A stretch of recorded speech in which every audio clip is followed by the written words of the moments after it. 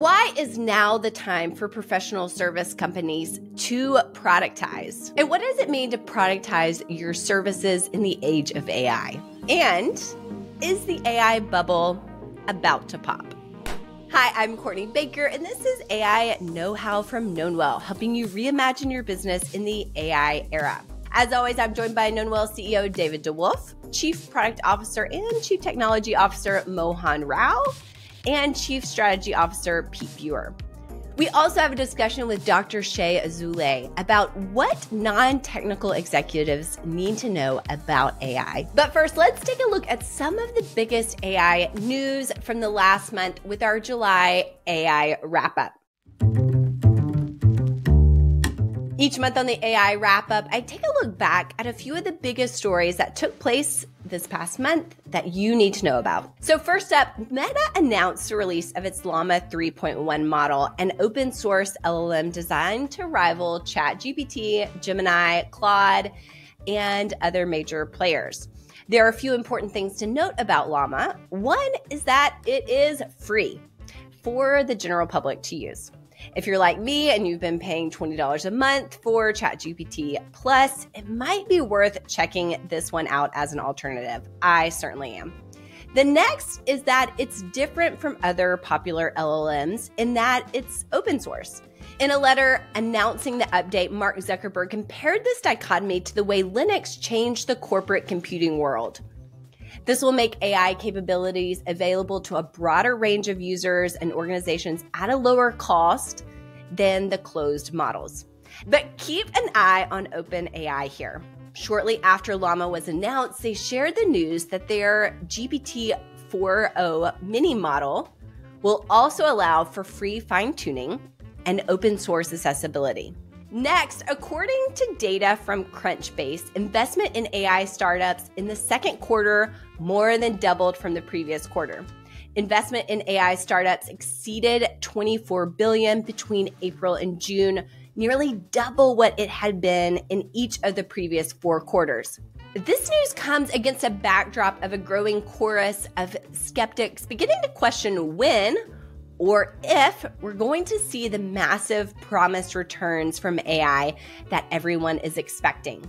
A Goldman Sachs report dumped cold water on how quickly the benefits of AI will arrive, and a number of major outlets from The Economist to the Wall Street Journal to the Washington Post have recently written articles pointing out that the ROI of AI seems to be lagging far behind the hype.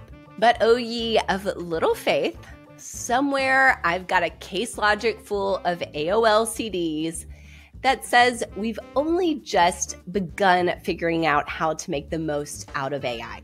Last but not least, is AI actually making us less productive? Someone may have said that in a recent hot take episode.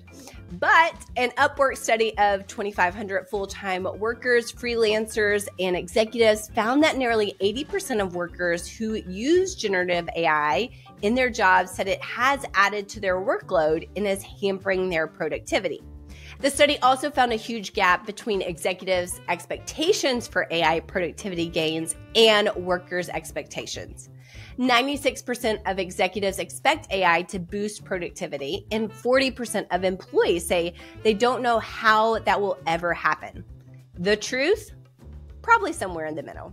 That's it for this month's AI wrap-up. We'll see you next month to recap some of the biggest AI stories from August. We've talked on previous episodes about what it means to shift from growth to a performance economy. I was traveling recently and couldn't be there for this discussion, but David and Mohan dug into the implications of that shift for professional service companies and where AI fits in. So Mohan, we get to have so much fun today because our babysitter is gone. Courtney ditched us. She doesn't get to frame the conversation. She doesn't get to reel us back in. Oh my God. Yeah, I've been waiting for this day. Yeah. Yeah. Okay. So here we go. Courtney's on a plane right now. I will say we did allow her to see the topic. So she has told us that we have been getting a lot of chatter and questions about, it was probably 6 months ago. We had a conversation about the shift in the economy, how we've gone from this growth at all costs economy to a performance economy, where we now really need to focus on building true cash flow, right? Building a performing organization that doesn't just focus on growth, but bottom line results and efficiency and productivity and those types of things. And it's really happening because of what's going on in the economy. Interest rates have not come down. And I think organizations are feeling this more. And really, it's starting to sink into the culture that there is an expectation of performance from investors, from boards. And the new thing that we have heard is that this is really starting to hit professional services firms. And the implications of what does that mean to professional service organizations and how do they need to think differently is a very real thing. And how can AI offset that and play in that transformation that's happening? And I know this is something as a hardcore operator, like you think about all of the time. And I'm really curious on your thoughts, first and foremost, on how has this trend continued to trickle through this economy and is changing the landscape in organizations that you see, but then getting really practical of what should leaders be doing to help navigate their companies through this, and where is it appropriate to bring AI into that conversation? Oh my goodness, we got to now act like grown-ups, right? Build real businesses, right? As opposed to just kind of ride a wave or whatever we've done in parts in our careers. So, the critical thing is, need to focus on serving your customers better, right? So offering true value at a cost that they feel is justifiable, that not you feel is justifiable, but they feel is justifiable. And that changes the dynamics for services companies to start thinking more like product companies. Are things repeatable? Can I get some calls from one engagement to the next engagement that truly translate? Am I building intellectual property that makes things better as I go along, right? So there is so much of a productization of services that seems important to me in this performance economy, especially for B2B services. Yeah, that's been a passion of yours for a long time, this productization of services. And we've really seen it play through the services ecosystem and become a rallying cry, not just of thought leaders like yourself, but you see it as a trend in business that organizations are moving further and further away from bespoke and more to productized advisory offerings and solutions and those types of things. One of the things I think of when I think about the productized offering, and it's interesting because we recently had a roundtable where Chris Barbin, the founder and CEO of Tricera, a private equity fund that invests in B2B service organizations, was talking about how there is this trend in professional services companies where they're really focused and becoming almost paranoid on constantly delivering value because they have seen a shift from a relational business to more of a transactional business. And when you talk about the productization of services, one of the things I think is there a reality there that as we productize our services more, they actually do become more transactional, and it will change the DNA of how we think about services companies today? What's your reaction to that intersection of two different trends? I think it's inevitable that it happens, right? So whenever you have to offer higher quality in a repeatable process and maybe for a lower cost, just to keep customers happy and coming back to you, inevitably that means it is productization of services. So it's going to take new approaches in services to be able to manage these clients better and to get your engagements, not just humans doing it for you, but humans and machines doing it for you. So it's got to be that combination of, we've had this category called technology-enabled services for a long time, but this revs it up to a much, much higher level of technology and humans offering services together. Okay, so I want to ask you a really hard question about this. This is the question I get the most, and I'm going to put you on the spot instead of being on the spot for this one now. In that world where everybody knows machines are doing more, there's more leverage in the professional services business model because now we have this AI doing more. Is it a race to the bottom? Do you have to pass along that cost savings to your customer? How do you think about that in this economy? And how should organizations be navigating this, quote, productization also becomes more transactional, comma, also becomes potentially more of a commodity? It's no different than the life that we've lived in the product world. You just had to keep providing more and more value for the unit cost, right? That's what it comes down to, right? So if you don't do that, then you're right. It's a race to the bottom.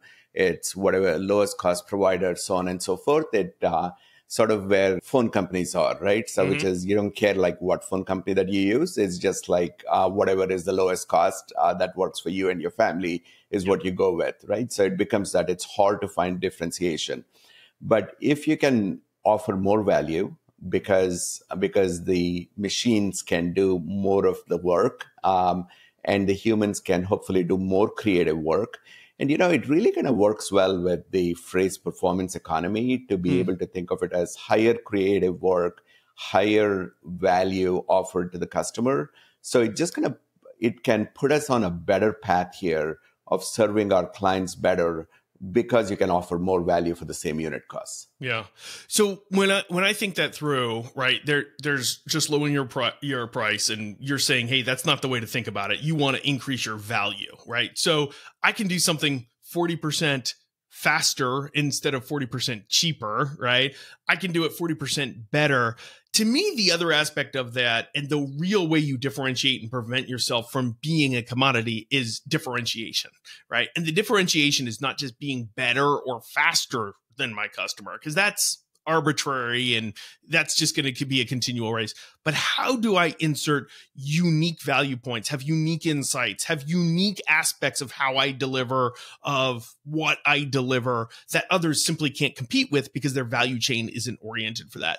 Do you have almost a playbook or roadmap that you can share with leaders of how they should be thinking about that? Like, how do you find those differentiating points? How do you find those unique value propositions that others really can't compete with because it's not just about faster, better, cheaper? Yeah, I think, David, you know this really well as well. Every leader has to look at their own company and the value chain of how they offer something. Right. So you can think of it as your front office functions, back office functions. You can think of it as what you provide to customers, but also what your core capabilities are. It could be in R&D.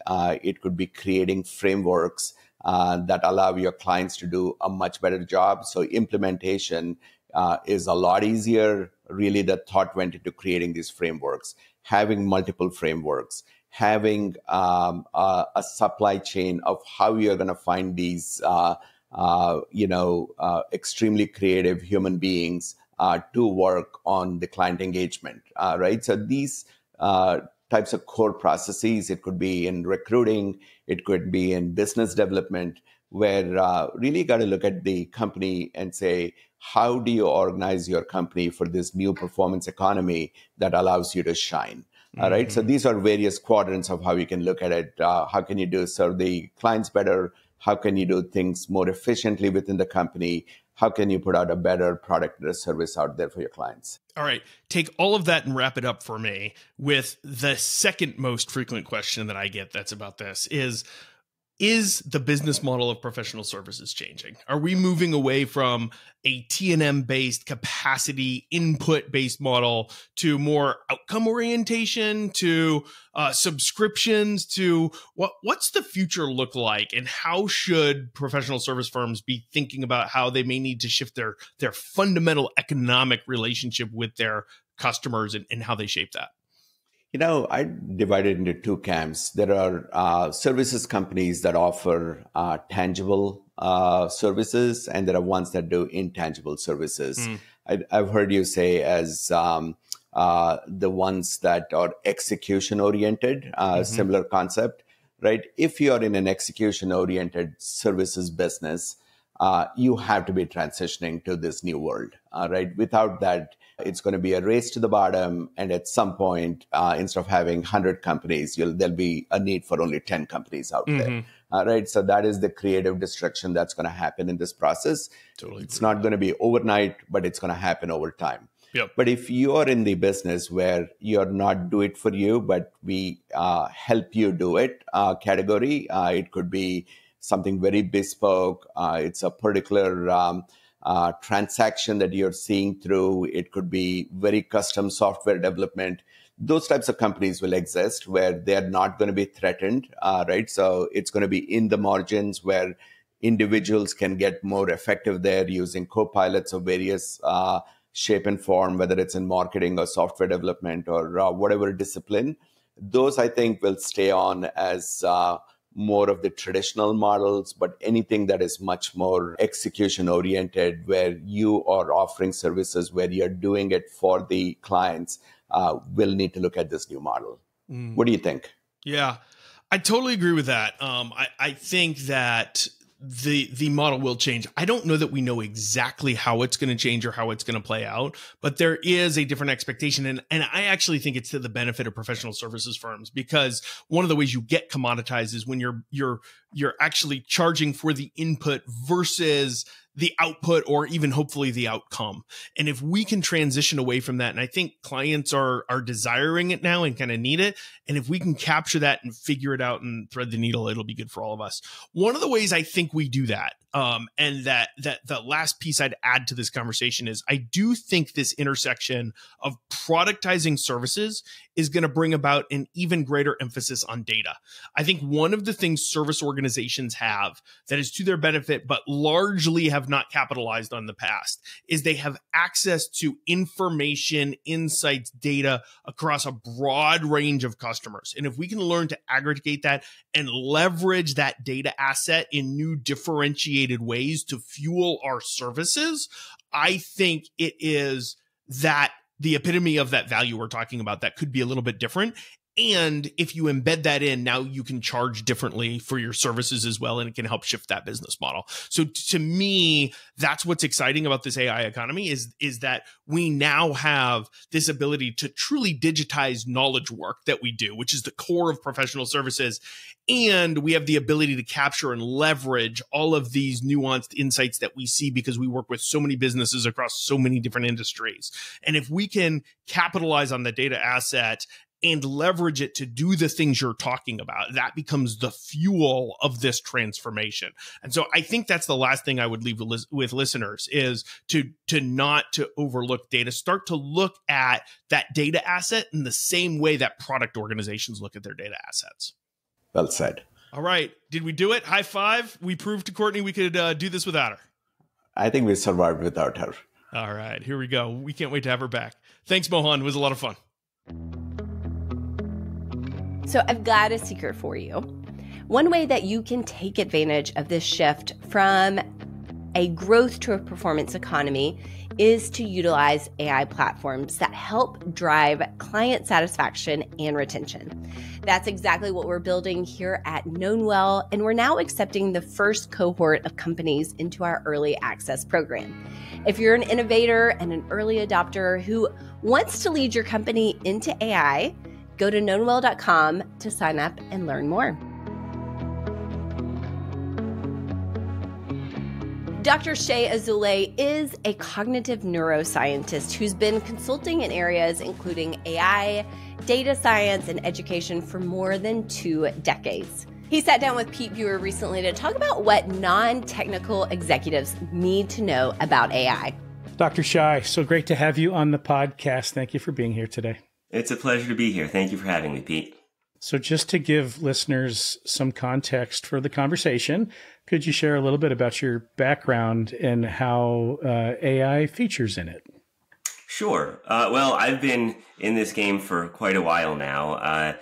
I did AI and computer science back in undergrad, specializing also in graphics processing, which just so happens to relate directly to the way a lot of AIs work.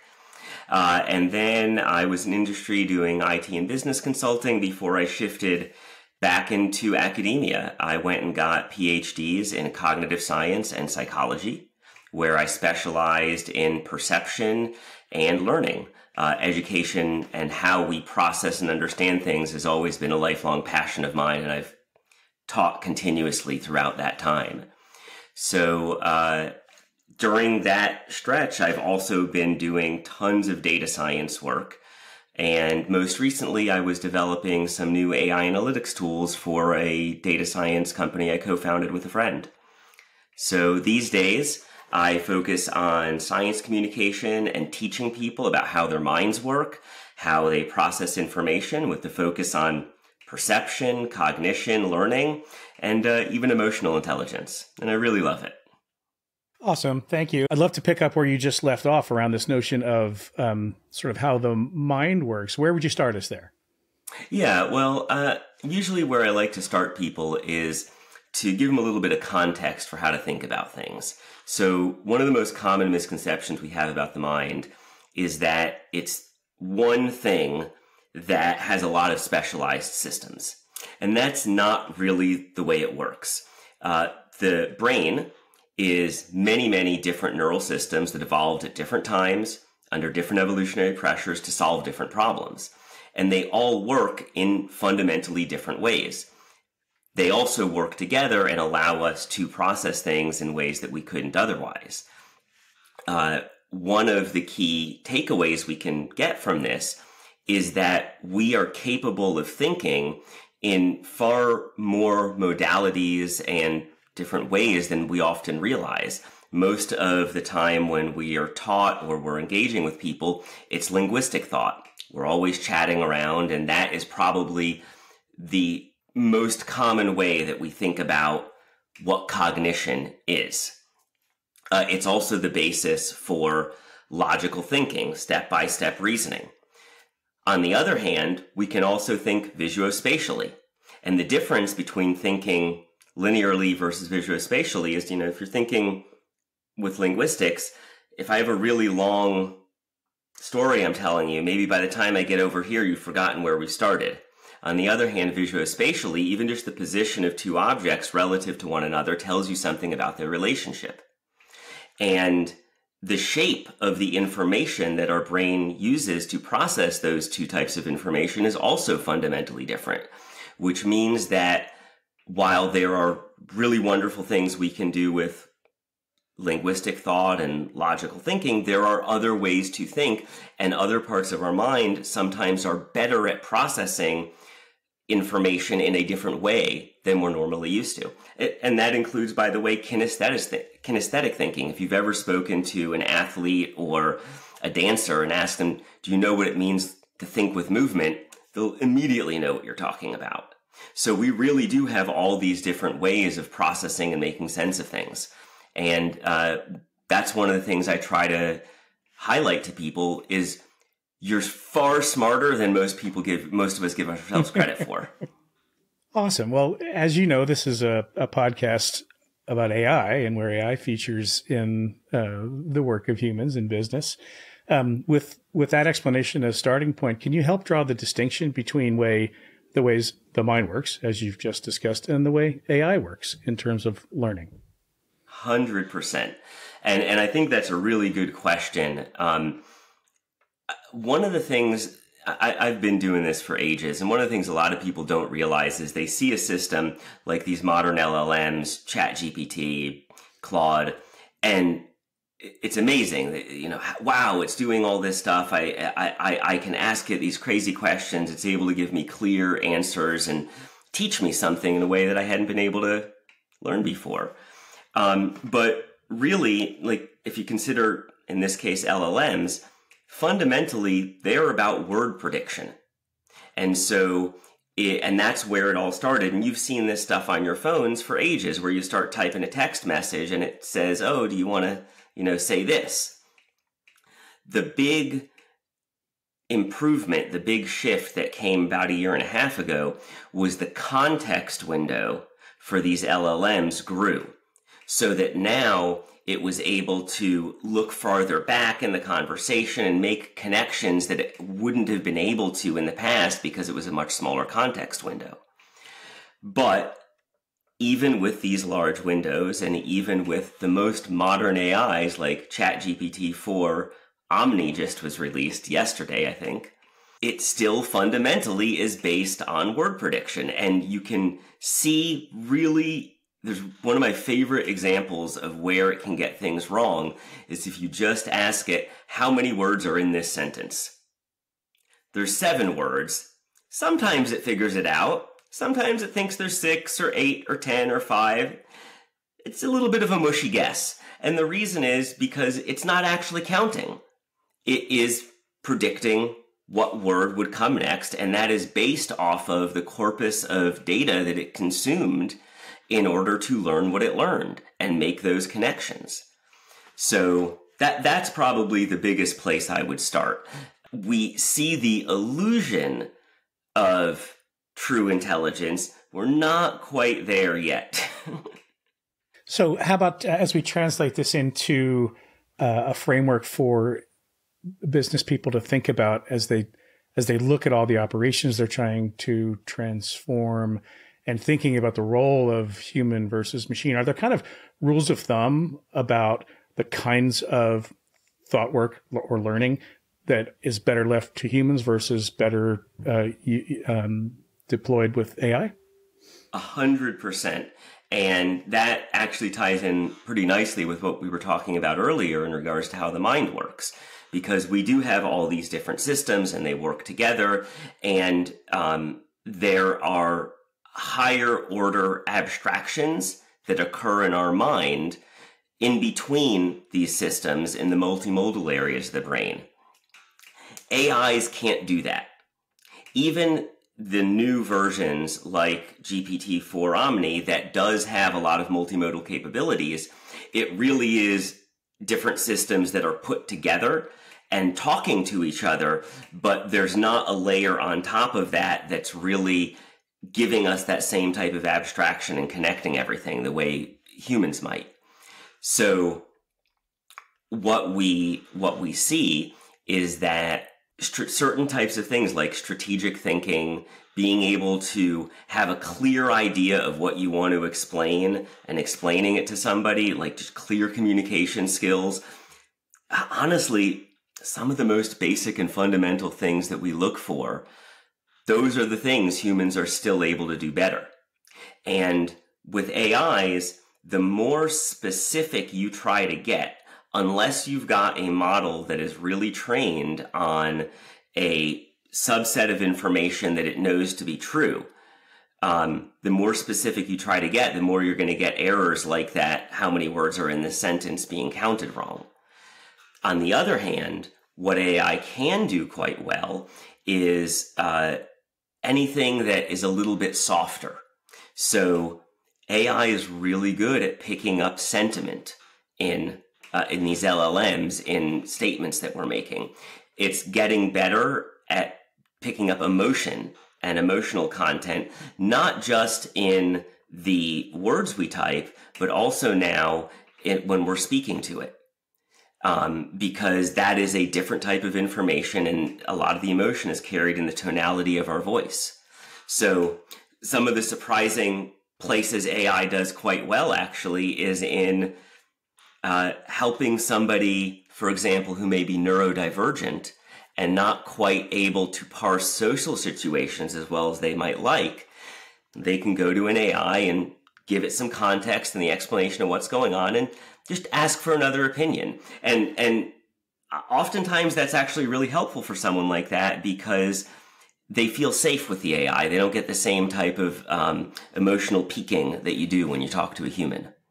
So for the humans, one of the big distinctions I draw from your explanation is that the abstraction layer above the individual thought exploration streams, I'm probably using the wrong language, but that's sort of still the domain of the human. But you did use the word still, which kind of implies the potential for that not to be the case in the future. So is that just a function of where we are in the evolution of the technology, or is there any aspect of thought and learning that will ultimately remain the domain of the human? That's an excellent question.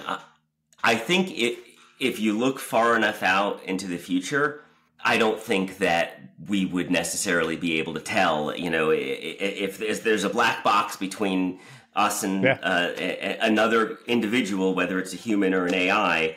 I think eventually they're going to be fairly indistinguishable, and there'll be things that AIs can do actually that humans can't do, because in some ways we're limited by our biology.